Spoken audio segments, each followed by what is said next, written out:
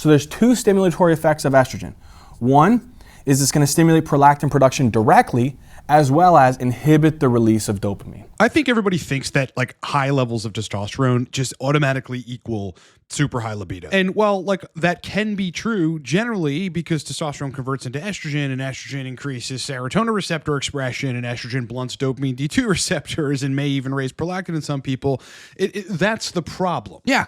High test and high DHT is the driver of libido. I mean, this is true, but it's not always the case that you could just skyrocket your test going on like 300 milligrams a week of testosterone anything, and then you're going to have super libido. I want to focus specifically on estrogen's role in this case in masking libido when it gets too high. Talk about the brain-specific mechanisms of why this happens to validate the idea that super high testosterone doesn't always fix libido, and how sometimes DHT from that high testosterone can't override it. So sit back, strap in, relax, grab a beer, and let's get into it.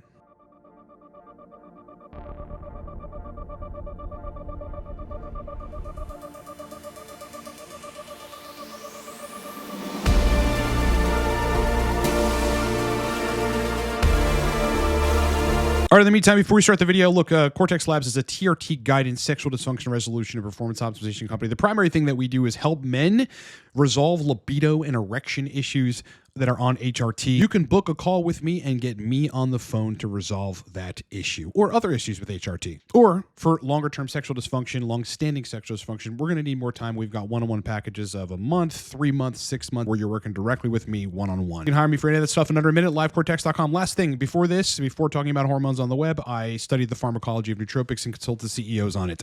I built one after all that experience, and it is very powerful and very strong and very noticeable. Basically just turns your brain on. You're going to love it. You can buy it down in the description of this video. Oh, okay, so I'd like to start off by just making the major point, and that is that super high testosterone, if you're wanting libido and you're needing to increase libido and you feel like libido is a problem, just pinning yourself with fucking 400 milligrams of test isn't necessarily going to solve the problem. And in some cases, it's just going to make everything worse, which seems super counterintuitive. How is it the case that you can't just inject a bunch of testosterone and then your libido problems are resolved? When you're injecting test, doesn't that equal more DHT conversion? And shouldn't everything scale like ratio wise proportionally where you have enough DHT, and even if estrogen's high, well, it's in the right ratio considering you have high levels of testosterone? You've heard that idea, right? Guess what? That's bullshit. So we want to talk about both how, estrogen basically masks libido past a certain point, what the neurological mechanisms are, and how the DHT from high loads of test isn't necessarily going to solve the problem. First, we're going to look at a paper that's titled Estradiol, Dopamine, and Motivation. And we're going to go to the section that it's titled Estradiol and Motivation for Sex. There's a really important piece here that I kind of want to break down. They go, additionally, pharmacological inactivation of the dopamine receptors in the ventral striatum increases, while administration of a dopamine agonist decreases, latency to mount and intromit in male rats. So basically what this is saying is that if you inactivate or somehow inhibit the binding of the dopamine receptors regionally in the brain, well, then you decrease mount activity, right? The time between which a rat wants to mount another rat is longer, which translates to, if you decrease dopamine receptor activation, well, then you have less libido. And to draw the line between estrogen and its role in inhibiting dopamine receptor activation, or just some sort of inhibitory effect on dopamine receptors, we're going to go to a paper that's titled Aromatase Inhibitors as a Therapeutic Strategy for Male Prolactinoma Resistant to Dopamine Agonists. So this is a situation in which a guy has a pituitary tumor that's secreting prolactin. They start taking dopamine agonists like cabergoline or bromocriptine. These are really, really strong, heavy D2 receptor activation, drugs, and eventually they get resistant to those drugs. So hardcore dopamine agonism does not stop prolactin release. And in this case, aromatase inhibitors help the situation. Well, why is that? They basically ended up saying like dudes that were on TRT specifically, all presented an increase in serum prolactin levels. So if you've got a prolactin secreting tumor, you get on TRT, that extra estrogen is going to, cause increases in prolactin. And then they said with a subsequent decrease, so a decrease in prolactin secretion after adding the AI. So it's actually very clear that inhibiting aromatase and stopping some of that estrogen from creeping up to the pituitary and binding binding to receptors has some sort of positive effect on a dopamine agonist's ability to do its job in reducing prolactin secretion. The reason that this happens, if you look deeper into the literature, is that estrogen basically desensitizes the D2 receptors, the dopamine D2 receptors, their response from dopamine agonists or from dopamine itself. So what this theoretically means is that one of the reasons that estrogen inhibits libido, if it's too high and you've got super high tests thinking that's just going to like fucking fix your libido, is because it's actually desensitizing your brain to the response from dopamine. This is not good. Now let's switch gears to serotonin. Okay, one of the things that estrogen has been known to do is, number one, increase serotonin receptor expression, which would ultimately make the signal of serotonin a lot stronger. And the activation of certain estrogen receptors, specifically the 5-HT1A receptor, a receptor well known in the sexual dysfunction community, decreases erections and inhibits ejaculation, whereas the activation of 5-HT2C, a different set of serotonin receptors, increases those things. But generally, serotonin or 5-HT is primarily inhibitory of sexual function in males. We know this. We know this. If you were to try to just nuke your libido, you could take an SSRI, which would inhibit serotonin's reuptake in the synaptic cleft and would make available this net quantity of serotonin, which is higher than usual, which tends to alleviate depression for some people, but at the same time causes blunting of dopamine, blunting of reward, blunting of pleasure, blunting of happiness. And the real reason that this happens is because serotonin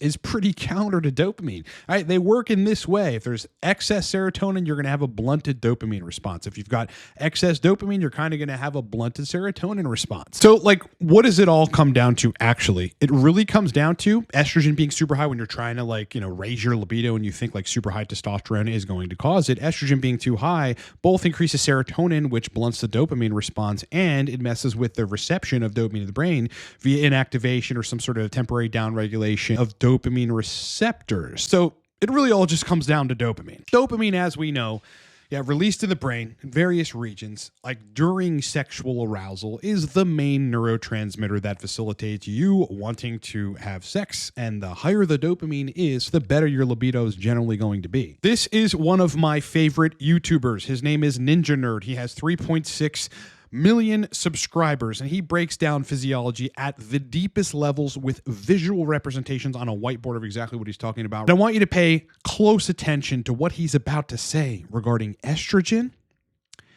and dopamine. Let's get into it. We had some cells before that we were talking about that release specific types of chemicals, right? These guys are a bunch of cell bodies that are collectively in together in the hypothalamus. They're called the arcuate nucleus. And they actually secrete different types of chemicals. But one of the main chemicals is actually going to be called prolactin inhibiting hormone. I want to say something about prolactin inhibiting hormone. I know I mentioned it before, but there's actually another name that we can actually give prolactin inhibiting hormone.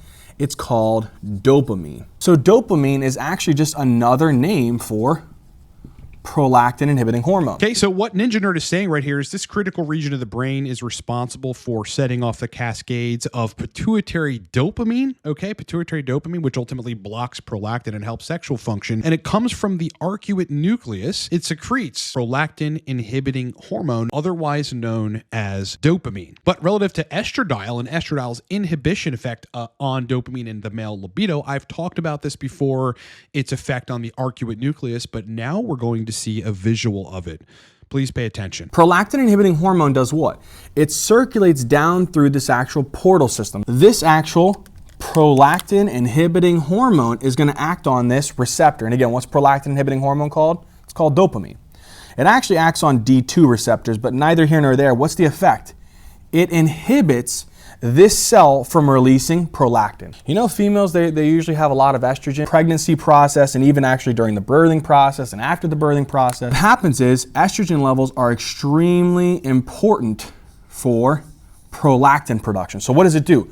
Estrogen can actually stimulate, but you know what else it can do? It can come over here and act on these neurons right here. The arcuate nucleus? It actually can come over here and look what it can do. It actually can inhibit the arcuate nucleus from producing prolactin inhibiting hormone. So there's two stimulatory effects of estrogen. One is it's going to stimulate prolactin production directly, as well as inhibit the release of dopamine. And that last part is the critical distinction, that estrogen, even out of the context of a pregnant female, is going to inhibit the release of dopamine.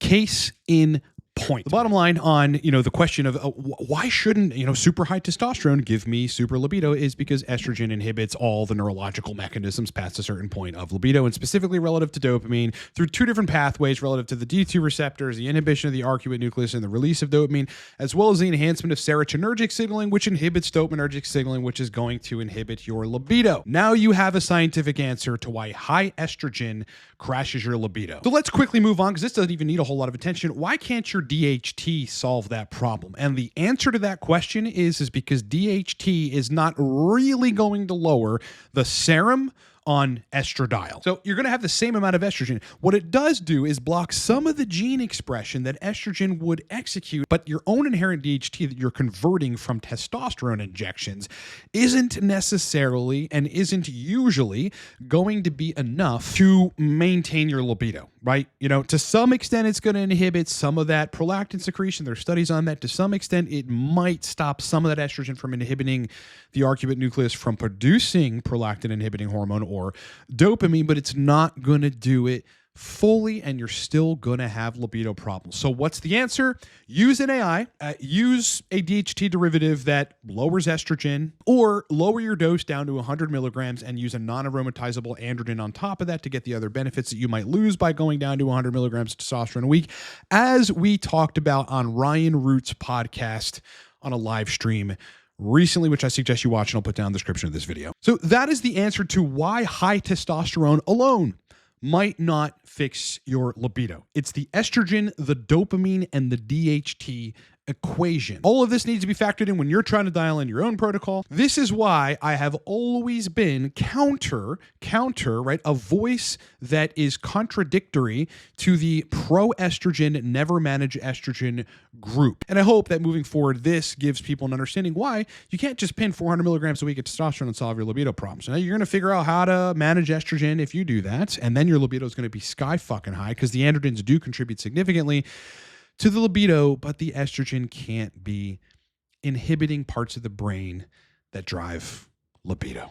All right, as I said in the beginning, we got a couple really awesome products. I mean, number one, before I started talking about hormones on YouTube, I was the guy that executives from big banks, venture capitalists from Silicon Valley, Wall Street personnel hired to get their brains firing on all cylinders via nootropics. After all that experience, I built one, and it is called Torque. It is very powerful. It's not like caffeine. It's like some other thing, and you can get it down in the description of this video. I think you're going to love the stack. Go buy a bottle. Secondly, because TRT, HRT, and specifically sexual function and sexual dysfunction is what I do, I've got programs for it, man. You can hire me for a one-off call where you're going to talk directly with me, and I will hear your situation and help resolve libido and erection issues on HRT, on HRT plus, on TRT, and in some cases not on TRT. You can hire me for a one-off call, but for serious sexual dysfunction that's going to need time and potentially a lot of modulation of exactly what you're doing, yeah, we're going to need a month, 3 months, 6 months. If you have the budget and you're a serious individual, hire me. I mean, this is what I do. We will work together and resolve those issues. You can book me for any of those coaching programs or a one-off consulting in under a minute at livecortex.com. I have wrote a ton of courses on nootropics, on optimizing dopamine, on TRT, and hosts of other things that you can buy literally right now and have instant access to. I'm in the process of making probably one of the most consequential guides that I think exists in the TRT community, and it's going to be called something to the effect of TRT Protocol Mastery. Every single problem you're having on TRT is going to be listed in that video guide. When it comes out, you're going to want to get it. All right.